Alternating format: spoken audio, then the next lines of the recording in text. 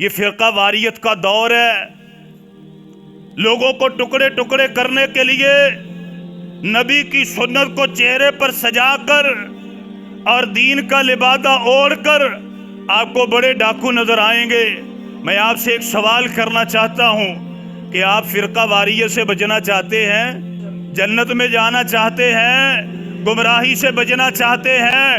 واللہ میرے محبوب پیغمبر نے اصول بیان فرمائے، اگر آپ جنت میں جانا چاہتے ہیں، فرقہ واریت سے بچنا چاہتے ہیں، اگر آپ اولیاء سے محبت کرنا چاہتے ہیں، اللہ کے نبی کے ہاتھ سے جام کوثر پینا چاہتے ہیں، اگر اللہ کے عرش کے سائے کی دل میں خواہش ہے، واللہ دو ہی اصول ہیں، اطیع اللہ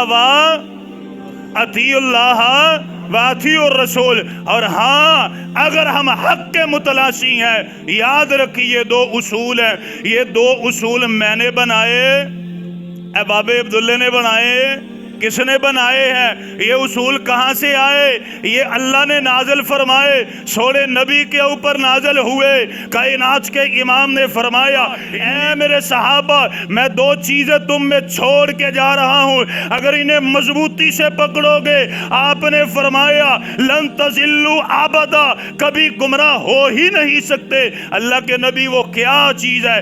آپ نے فرمایا کتاب اللہ و سنت نبی، ہی ایک اللہ کی کتاب ہے اور دوسری سوڑے محمد صلی اللہ علیہ وسلم کی سنت اور طریقہ ہے۔